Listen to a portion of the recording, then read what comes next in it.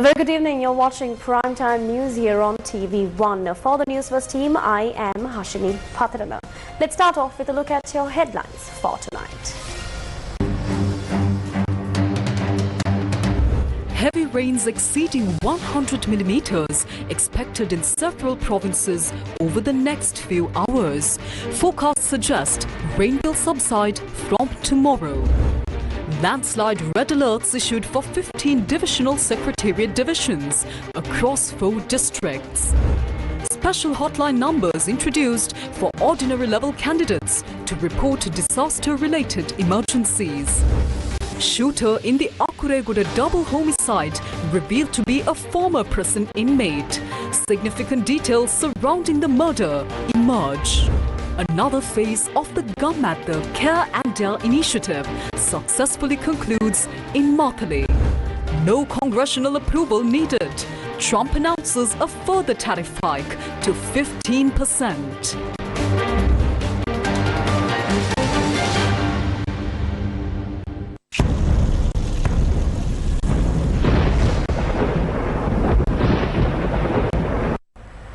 On to those stories in detail. On to your top story this evening, we start off with weather. The Department of Meteorology has issued a warning for heavy rains over the next few hours. Heavy falls exceeding 100 millimeters is expected in parts of the central, over Sabaragamuwa, eastern and north central provinces, as well as in the Galle and Mathura districts. Now, authorities have said that this heavy rainfall is caused by a low-level atmospheric disturbance in the vicinity of Sri Lanka. We now cross over to Amit Rabekon from the Newsfirst Weather Centre for the latest update on the prevailing weather condition. According to a statement issued this evening by the Department of Meteorology, the low-pressure system that was located to the northeast of the island or southwest of the Bay of Bengal has now moved away from Sri Lanka. Now, as a result, a noticeable easing of the prevailing rainy conditions can be expected from tomorrow. However, under the current conditions, showers or thunder showers are likely across many parts of the island tonight. The Met Department also noted that fairly heavy rainfall exceeding 100 millimeters could occur in some areas over the next few hours. With the system gradually moving away, we also looked into tomorrow's forecast. Now, several spells of rain are expected in the northern, north central and northwestern provinces, as well as in the Trincomalee district. Coastal areas of the Kalutara, Galle and Mathura districts may experience showery conditions during the morning hours. Meanwhile, in the central and Sabaragamuwa provinces and in parts of the Kalutara, Galle and Mathura districts, showers or thunder showers are likely at a few locations after around 2 p.m. In some of these areas, rainfall exceeding 50 millimeters is also forecast, according to the Department of Meteorology. Due to the recent rainfall recorded in several catchment areas of the Mahavali River, the Department of Irrigation has urged the public to exercise extreme caution. Due to the prevailing weather, rock falls occurred in Barapanna along the Gannoru-Guhaguda Katugaspata road, disrupting traffic.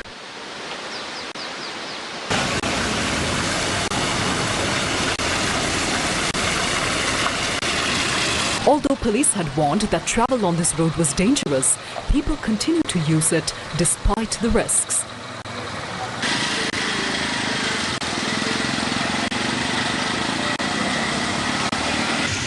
A mound of earth has fallen at the 6th milepost on the Badulla-Passara main road, causing traffic disruptions.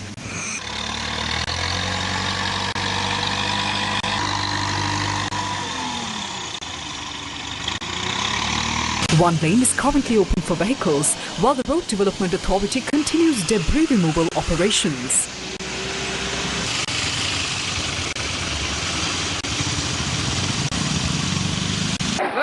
The Mahavali River is overflowing due to heavy showers, inundating low-lying areas of the Somavati Reserve. Our Newsfirst correspondent reports that wildlife in the reserve has lost its habitat as a result.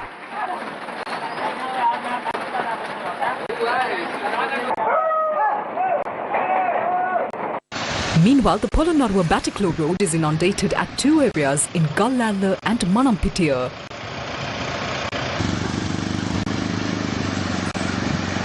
The Kandalama Reservoir is overflowing due to heavy rains in the upper catchment areas. The reservoir officer in charge stated that the water will be released into the Kalababa through the Dambulu Oya.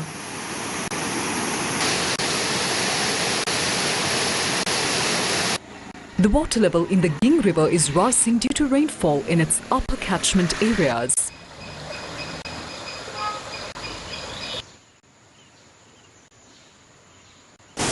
A sluice gate of the Nilamba Reservoir was opened following heavy showers in Galaha and Delpota in Gampula last night.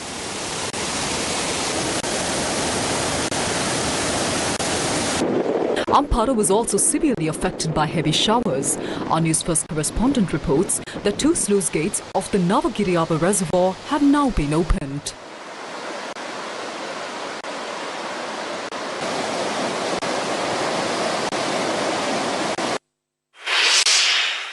What are the special hotlines that exam candidates can call in case of a disaster? The Disaster Management Centre hotline is 117. In addition, the following numbers can be used to report disaster situations: 011 366 8020, 011 366 8100, 011 366 8013, 011 366 8010.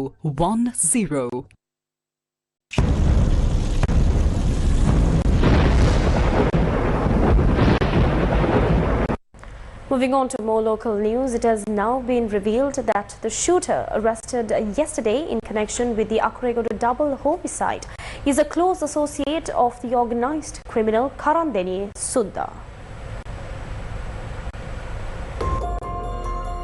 Attorney Buddhika Mallavarachi and his wife were shot dead in Akurego Thalangama on the evening of the 13th of February. One of the shooters was arrested last evening in Delduwa, Ambalangoda during an operation by officers from the Home Agama Crime Investigation Division.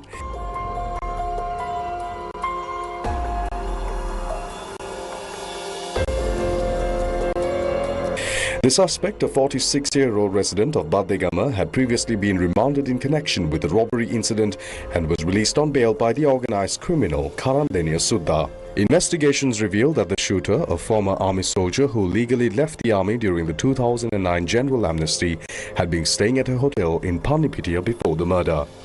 He is confirmed to be the person who fired the T-56 at the lawyer. Police have also recovered the mobile phone used in the crime from his possession. Meanwhile, several others are being questioned in connection with the incident, including Polga Sovitadila, who was arrested for transporting firearms. 3 people had already been arrested, and investigations indicate that the driver of the car used in the shooting has now left the country. Another suspect, who was staying at a hotel in Murakatia prior to the attack, still remains at large. A tragic accident occurred this morning when an express train operating from Beliatta to Maradana collided with a cab in Payagala. Police say that the 2 people who were travelling in the cab lost their lives in the accident.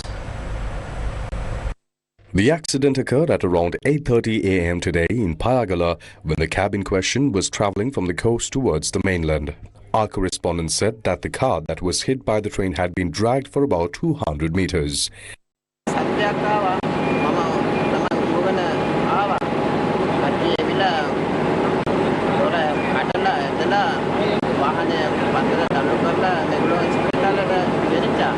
Three people were travelling in the cab when the accident took place. They were admitted to the Nagara hospital following serious injuries. Police said that 2 of them died after being admitted to the hospital. The deceased, aged 30 and 32, were residents of Mahiyangana and Rambukana. After the accident, traffic on the coastal railway line was stopped but was restored after about an hour. Member of Parliament and National Organizer of the Sri Lanka Podujana Peramuna, Namal Rajapaksa, is currently on a visit to the United Kingdom.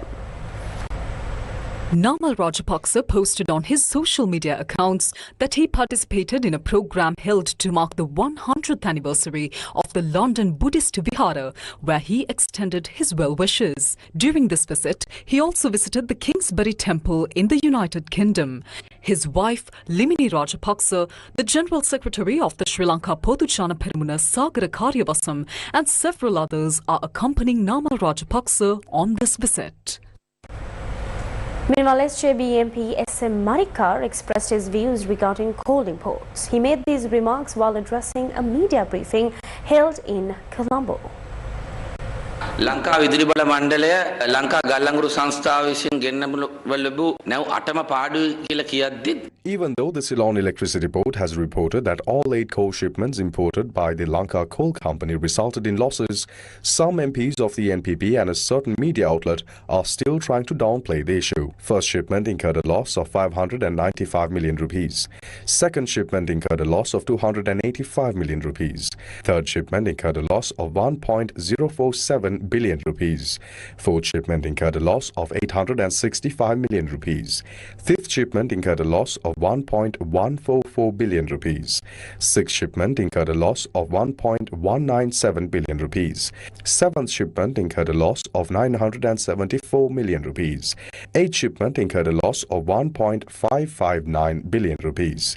In total, the 8 shipments have caused losses exceeding 7.6 billion rupees. Hence, the CEB has no option but to buy from the diesel suppliers to try to cover these losses, and they are now proposing a 13.5% increase in electricity tariffs. Diesel මාෆියාව මිලදී ගැනීම වෙනුවෙන් ලංකා විදුලි බල මණ්ඩලය වෙන කල හැක්කක් නැහැ කියලා ඉවරලා 13.5කින් කරන් බිල වැඩි කරන්න කතා කරන්නේ. The Civil Intelligence Front held a press conference challenging several opposition members who had levelled allegations of a coal scam against the current government. Lanka ගල්ලංගුරු සමාගම ආරම්භ වෙන කාලේ බලයේ ඉන්නේ Rajapaksa. The Rajapaksa-led group was in power when the Lanka Coal Company was established. Who took the coal tenders then? A group of close associates from the then head of state's son held the chairmanship of the coal corporation. The first tender was awarded to the Noble Resources through Ravi Vijayratna. Subsequently, it was given to Coral Energy, owned by Manivanan, who faced massive allegations of fraud and corruption. After that, as everyone knows, the final coal tender was secured by Potentia. This company was formed by the group involving Benaragama, the same set involved in the counterfeit medicine scandal, along with the Yoshito's team. That was the dark history associated with coal back then. At the time, there were reports of a certain individual in Sri Lanka remitting funds for Yoshito Rajapaksa to purchase 3 apartments in Australia. Who sent that money? Menaka Liyanage. And who is Menaka Liyanage? He was the youngest chairman in Sri Lanka, appointed at the age of 22. Chairman of what? The Lanka Coal Corporation. This is how the previous Rajapaksa regime imported coal, acting as both the judge and the jury. Today, Rajapaksa's close ally, D.V. Chanaka, is unable to explain the current coal situation in Parliament. රාජපක්ෂගේ හොඳ මිතුරා ඩී.වී. චානකට පාර්ලිමේන්තුවේදී කියා ගන්න බෑ. මේ ගල්ලාංගුරු විශේෂපතය tender පටිපාටිය ලංකාවට මුලින්ම එන්නේ. The tender process for coal imports in Sri Lanka began in 2007 during the Mahinda Rajapaksa era. At that time, friends and close associates were appointed as the chairman of the coal company from time to time. It is more appropriate to say associates of the sons of this family were appointed. On several occasions, information has surfaced indicating that former chairpersons and directors at the coal company even provided funds to buy apartments in Australia for Yoshito Rajapaksa's wife. Those who are crying foul the loudest over coal deals are those representing the Rajapaksa camp. D.V. Chanaka, the so-called youngster of Ambalantota, is the loudest. But does he not remember that when he was in the ruling party, especially when he was serving under Ranil Wickramasinghe's government, it was a company named Potentia that imported coal. The chairman of Potentia is Benaragama. Who is Benaragama? He is linked to the import of substandard medicine that caused the loss of lives. He had imported coal to Sri Lanka to the tune of trillions without following any procedures, no big bonds, no performance bonds, nothing. It is as if he went to a corner store to buy beetle. Benaragama of Potentia is a classmate of Yoshito Rajapaksa. The The Rajapaksa regime was heavily involved in the coal business. I recently saw former Minister Patali raising concerns about this. That is commendable. However, we have information that reveals it was during his tenure as the minister in charge that the highest price for a coal shipment was paid. He has no moral right to criticize this matter. He could have opted to follow the proper procurement procedure and import coal at lower rates. I will now reveal another one, a name mentioned in the Pandora papers, Vidya Amarapala. Who is he? He was a director when Patli Ranawaka was minister. How did a director of a state agency go into the Pandora papers? How did he amass such wealth? These are funds of innocent people. We have information that Thiru Nadesan also used to import coal. He is the husband of a Rajapaksa. After Thiru, the baton is passed on to Vidya Amarapala. He ends up in the Pandora papers. We request the President to audit dealings that went on under Vidya Amarapala and former Minister Patli. How did they acquire wealth over the past 20 years and what did they spend it on? An immediate audit is needed. Similarly, the entire coal procurement process all the way back from 2007 must be analysed. Then we can unearth more corrupt deals. That's when this facade will end. They are hurt now because they no longer receive commissions. They need to be leashed. Only then will the people receive true justice. සාධාරණයක් ඉෂ්ට වෙන්න කියලා මම කියනවා. පාර්ලිමේන්තු විපක්ෂයක් කියලා එකක් ඉන්නවා. ඒගොල්ලොන්ට මේ කතාවට උත්තර දෙන්න තේරෙන්නේ. There is something called a parliamentary opposition, but they don't seem to know how to respond to this issue. They simply don't understand the subject and aren't providing answers. All they do is keep shouting, thief. So, what is the actual problem here? The government claims that since coal is extracted from the earth, its quality will naturally vary and that they do not manufacture it in a factory.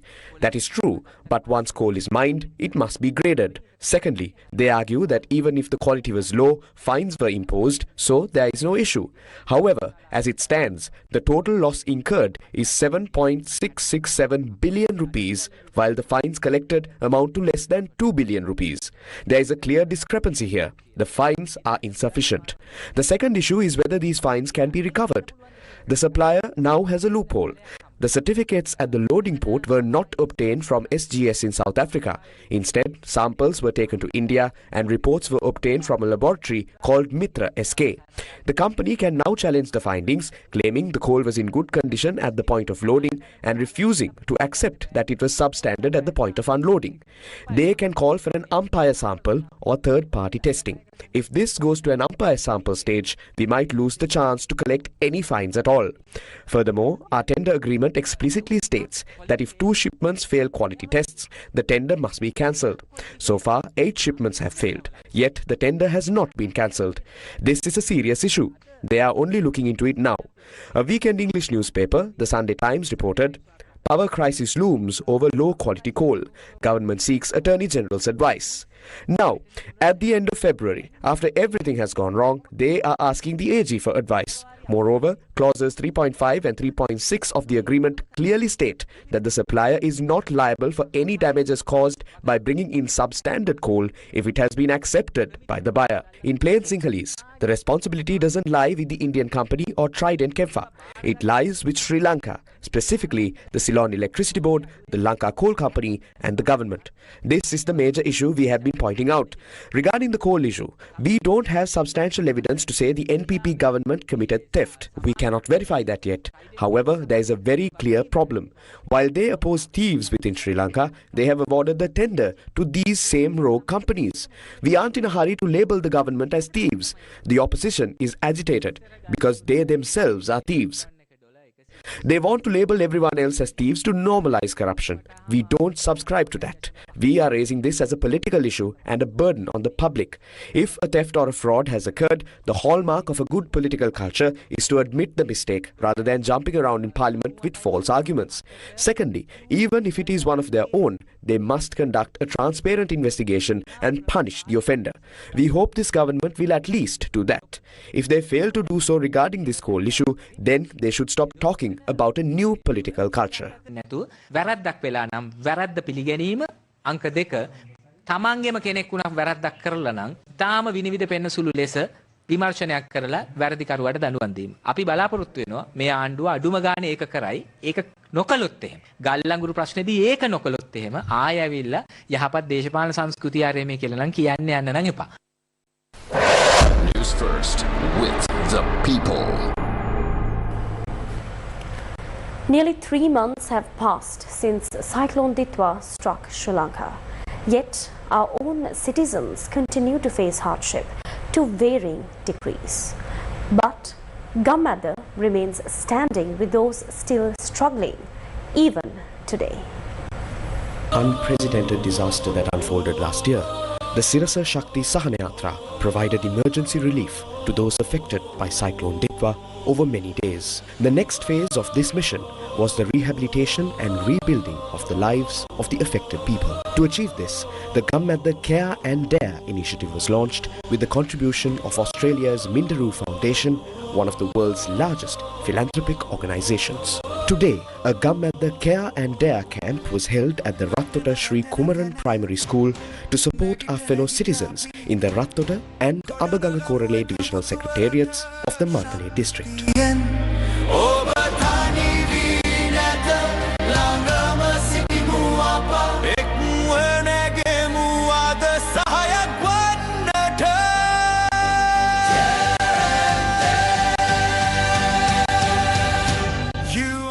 Thousands of people gathered at the school today to access essential food items and various services, demonstrating the profound trust they place in Gammadda.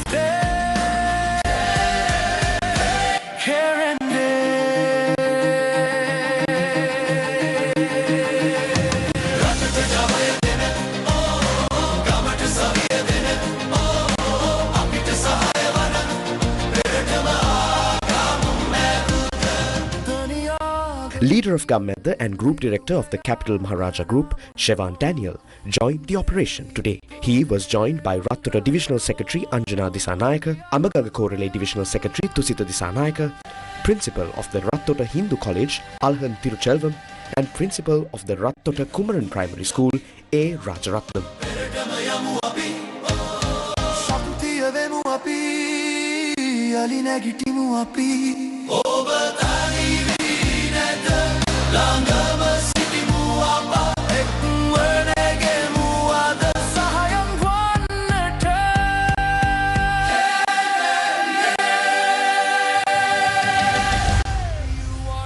Dedicated zones for healthcare, nutritional pack distribution and hygiene kit distribution were once again established at the Rattota Sri Kumaran Primary School. These benefits reached our people through the Care and Dare program, bolstered by the cooperation of state officials who have partnered with Gammadda.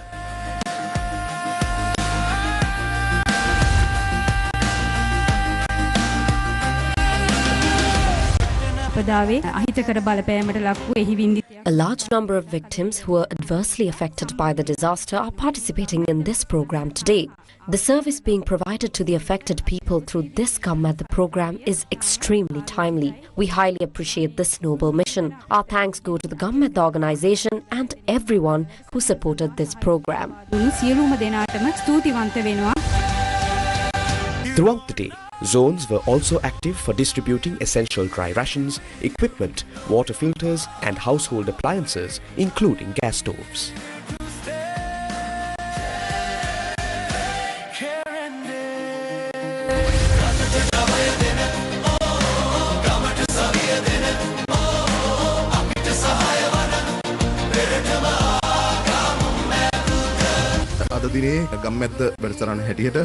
Today, through the Gammadda program, the people affected by the disaster have been given the opportunity to receive necessary relief as well as a range of different services at this location. I take this opportunity to thank them for providing such an opportunity to the affected people of these two divisions.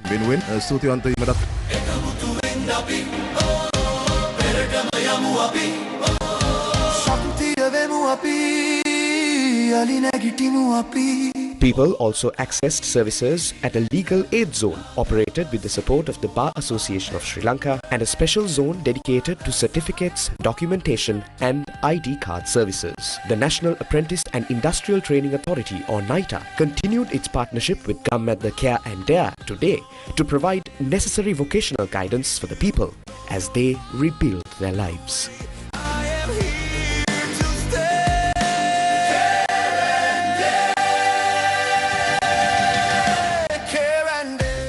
Leader of Gammadda, Shevan Daniel, shared his thoughts on the Care and Dare program.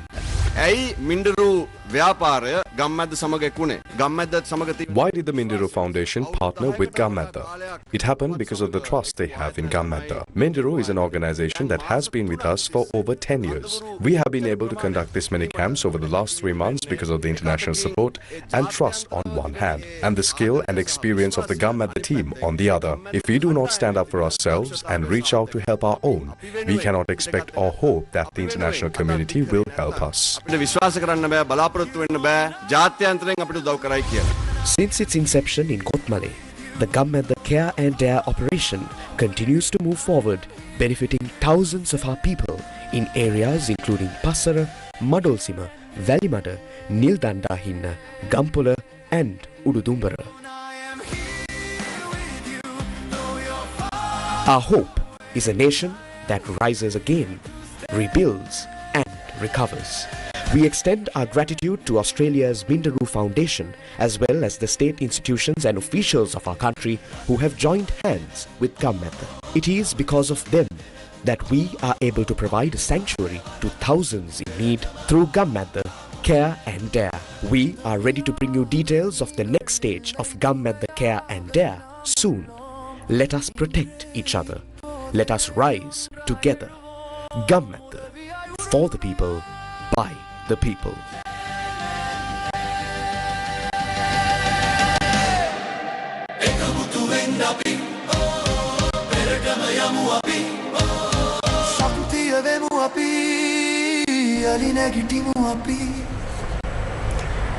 Bandaranaike International Airport in Katunayake stands as Sri Lanka's premier gateway, offering world-class facilities to travellers departing and arriving in the country. To ensure every passenger enjoys a superior travel experience, the airport's ground handling team, the Sri Lankan Airport and Ground Services, is fully equipped and ready to deliver a wide array of services enhanced with modern technology, meeting with international standards, going beyond the usual expectations. We at Newsfirst had the opportunity to witness these seamless operations firsthand, experiencing the efficiency and comfort offered to travellers at every step. Let's take a look. Ayubowan. Welcome to Sri Lankan Airlines. Sri Lankan Airport and Ground Services, or SLAGS, is the sole ground handling arm in Sri Lanka, providing comprehensive, safe and efficient airport ground handling solutions to customer airlines and Sri Lankan Airlines flights operating to and from Sri Lanka. Sri Lankan Airport and Ground Services brings over 40 years of experience in ground handling, underpinned by a strong safety culture and consistently high safety performance. With Sri Lanka's tourism industry booming, hundreds of thousands of travellers pass through Bandaranaike International Airport in Katunayake every year, relying on their expertise. Sri Lanka welcomed over 2 million tourists in 2025, a powerful move that indicates that the island is back on the global travel map. And nearly each and every one of their journeys begin or end right here at the Bandaranaike International Airport in Katunayake. So behind all of these scenes, it is the Sri Lankan Airlines handling all the ground operations necessary for all the passengers right here at the Bandaranaike International Airport to ensure a smooth departure, a smooth arrival, transits and even world-class passenger services. With the increasing demand of these tourist arrivals in 2026, as Sri Lanka prepares for even greater tourist arrivals in 2026, we just have one question. Is the Bandaranaike International Airport, together with the Sri Lankan Airlines, fully prepared to provide and meet these growing demands of these tourist arrivals with efficiency, quality and even meeting international standards? Today we take you to the heart of the airport operations to see how Sri Lankan Airlines Airport Ground Services will keep Sri Lanka moving on the global map. In 2025 alone, the ground handling staff at Bandaranaike International Airport successfully managed an impressive total of 9.9 million passengers, well above its originally designed annual capacity of 6 million.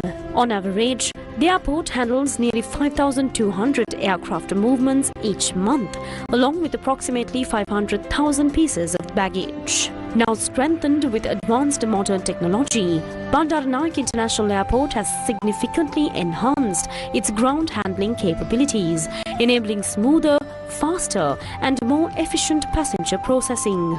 Adding to passenger convenience, self-service check-in facilities are now available for travellers departing from Sri Lanka. This modern feature is not limited to Sri Lankan Airlines, as several other airlines are also preparing to introduce the same facility, marking a new chapter in seamless air travel from the island.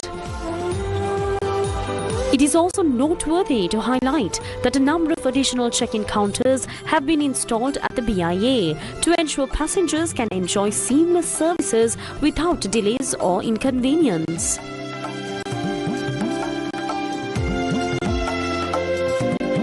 Passengers' baggage is now handled with enhanced safety and precision, being directed to the appropriate aircraft in full compliance with international standards under the full supervision of the ground handling team of Sri Lanka Airport and Ground Services. At the BIA, a dedicated unit has been established to promptly address any issues or discrepancies related to passengers' baggage, ensuring quick resolution and a smoother travel experience. Bandaranaike International Airport now employs advanced technology used by some of the world's leading airports to make passenger movement procedures easier and smoother. Among these, the e-gates system stands out as a particularly notable feature, streamlining passenger flow and enhancing efficiency. E-gates are nothing new for all these international airports all over the world. And now Sri Lanka is also experiencing these e-gates. The tourists who are arriving and departing, their journeys have become even more comfortable and convenient thanks to the introduction of e-gates at the Bandaranaike International Airport. Bandaranaike International Airport provides daily transfer services to a large number of passengers, ensuring smooth and convenient onward journeys. To further enhance the experience for transfer passengers, the Serendiva Lounge, one of the transit hotels established within the airport, now offers a range of premium facilities and services tailored to meet their needs, designed to accommodate the most valued top-tier customers and business-class passengers traveling on short-haul flights. For passengers traveling to board their flights, Sri Lankan Airport and Ground Services now provides luxurious shuttle bus services, ensuring a comfortable and convenient transfer to the aircraft.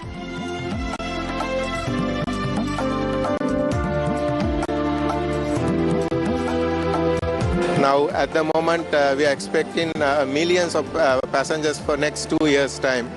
So we have to equip with the staff manpower. So at the moment, we are doing the recruitment and getting ready to handle these passengers. And I'm happy to say, as a ground handler, representing the Sri Lankan Airlines as a ground handler, so we are ready to accept any number of flights and passengers because we are equipped with the staff and we are equipped with the equipments.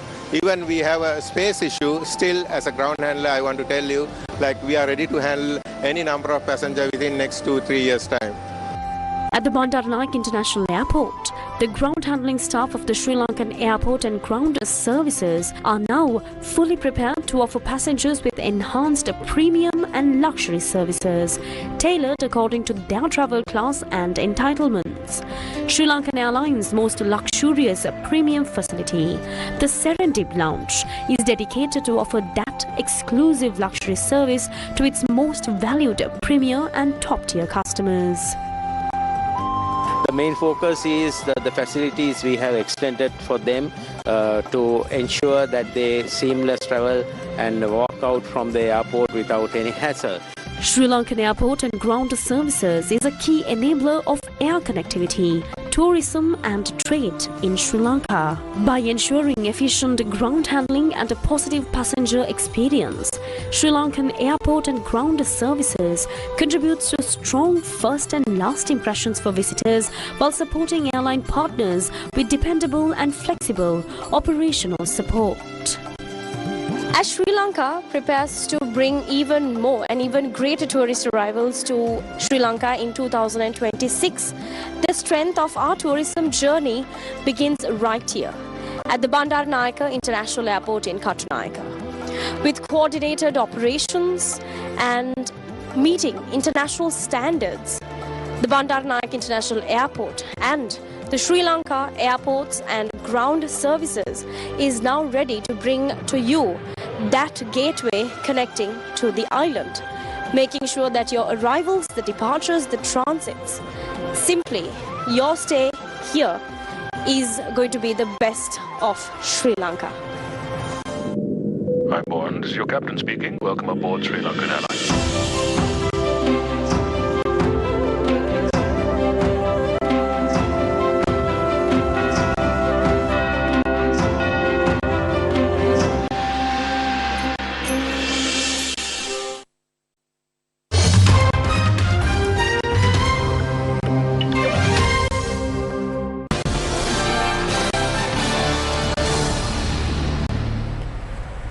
US President Donald Trump has doubled down on his new global tariffs, raising them from 10% to 15%, days after the Supreme Court struck down his sweeping levies on imports.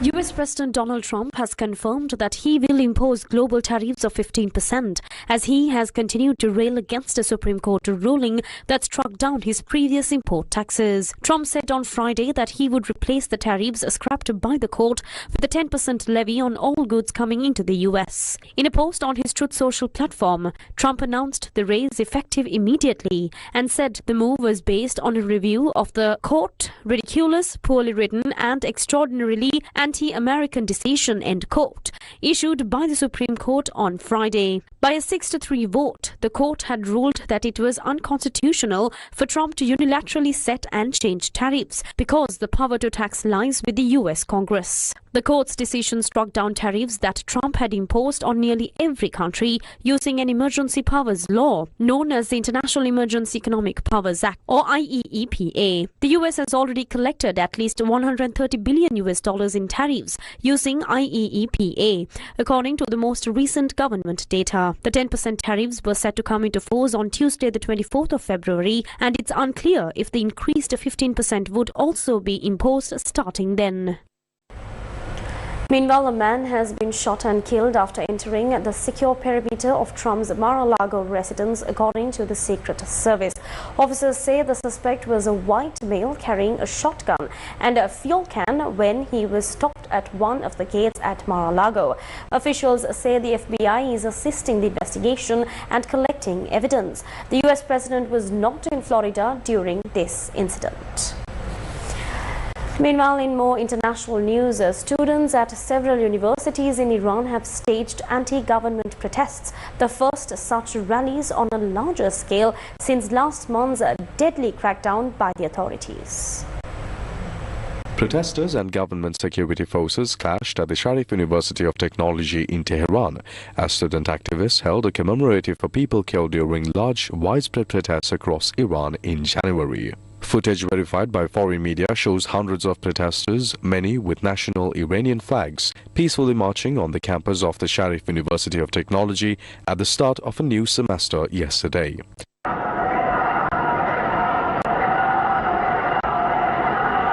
The crowds chanted, "Death to the dictator," a reference to Supreme Leader Ayatollah Ali Khamenei, and other anti-government slogans. Supporters of rival pro-government rally were seen nearby in the video. Scuffles are later seen breaking out between the two camps. A sit-in protest was held at another university in Tehran and a rally reported in the northeast. In Mashhad, Iran's second-largest city in the northeast, local students reportedly chanted "Freedom." Sizable demonstrations in other locations were also reported later in the day, with calls for further rallies today. Saturday's protests come as Iranian authorities are preparing for a possible war with the US. The US has been building up its military presence near Iran, and President Donald Trump has said he is considering a limited military strike. The US and its European allies suspect that Iran is moving towards the development of a nuclear weapon, something Iran has always denied.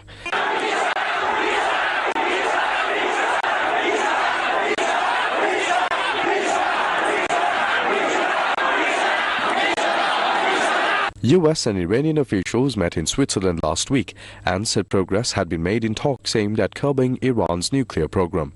But despite the reported progress, Trump said afterwards that the world would find out over the next probably 10 days whether a deal would be reached with Iran or the US would take military action.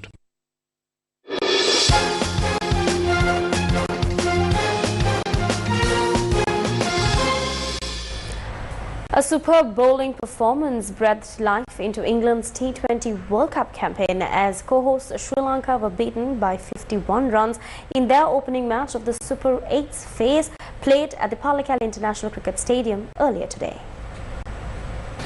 After electing to field first, Sri Lanka used the home conditions well to restrict England for 146 for 9. Dunitwe Lalage bagged 3 wickets for 26 runs. Mahesh Theekshana and Dilshan Madhushankar claimed 2 scalps each. Opener Phil Salt steered the England innings with a defiant half-century, with Will Jacks the next highest scorer with 21 runs. Chasing 147 for victory, Sri Lanka lost multiple wickets in the power play. Jofra Archer dismissed key batter Pathum Nissanka and fellow opener Kamil Mishara. Will Jacks was impressive in the power play, securing 3 crucial scalps of Kusal Mendis, Pawan Ratnayaka and Dunitwe Lalage as Sri Lanka crumbled to 34 for 5 under the pressure of a chase. After Kamidu Mendis chipped back a catch to Liam Dawson and Dushan Hemantha hit his own wicket, Jacks combined with Tom Banton to complete a fine relay catch on the boundary to dismiss Sri Lankan skipper Dasun Shanaka and the last recognised batter for 30. Sri Lanka eventually folded for 95 runs in 16.4 overs, losing their first Super 8 encounter. Sri Lanka's next Super 8 fixture will be played on Wednesday the 25th against New Zealand in Colombo before facing Pakistan in Kandy on the 28th of February. They win their first Super 8 game. That is 12 in a row against Sri Lanka. Utterly brilliant with the ball. Meanwhile, India are taking on South Africa in their Super 8's encounter in Ahmedabad. Batting first, South Africa posted 187 runs for the loss of 7 wickets at the end of their allotted 20 overs. In reply, India are currently at 45 runs for the loss of 4 wickets at the end of 7.4 overs. Meanwhile, in more sports news, after a 6-year hiatus, the Ironman 70.3 Colombo Triathlon concluded successfully today. Parallel to Ironman 70.3 Colombo 2026, a running race organized for young children was held yesterday at the Colombo port city titled Iron Kids. It's my first time in the relays and I wish you all good luck. It was amazing to be here and it was a really fun race. The main Ironman 70.3 Colombo took place today within the Colombo port city premises and along several other roads in Colombo. Nearly 950 athletes from numerous countries including France, Japan, China, India, Switzerland and the USA participated in both the men's and women's categories. The event commenced in the morning with a cycling leg spanning 90 kilometers, stretching from the Colombo port city to Dehiwala.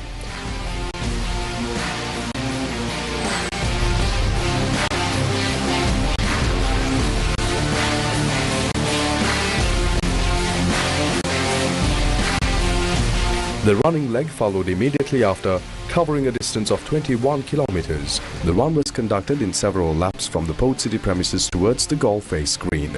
Organized with the aim of uplifting triathlon sports within the country and promoting a healthy, active lifestyle, Sirasa TV and Yes 101 served as the official electronic media sponsors for the event. Many international athletes who compete in world-class Ironman events joined this year's Ironman 70.3 Colombo with great enthusiasm.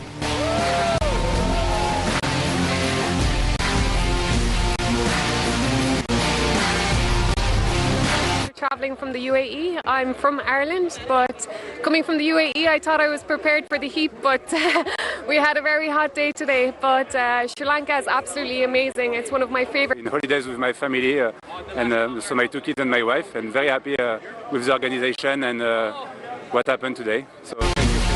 The award ceremony for the winners of the competition was also held at the port city of Colombo. In more sports news, India A clinched the 2026 Women's Asia Cup Rising Stars Cricket Tournament Championship by defeating Bangladesh A in a highly contested final. The inaugural edition of the tournament was held in Bangkok, Thailand. Batting first, India A scored 134 runs for the loss of 7 wickets in their allotted 20 overs. Tejal Hasabnis played a crucial role, remaining unbeaten with 51 runs. Chasing a target of 135, Bangladesh A were bowled out for just 88 runs in 19.1 overs. Prema Rawat was the pick of the bowlers, claiming 3 wickets. Accordingly, India A emerged as the champions of the first ever Asia Cup Women's Rising Stars Cricket Tournament. The official local broadcasting rights holder of this tournament was the Sirasa Media Network. All matches of the tournament were broadcast live on TV1 and via www.sirasatv.lk. And with that, we wrap up Primetime News for tonight. Thank you for watching. Good night.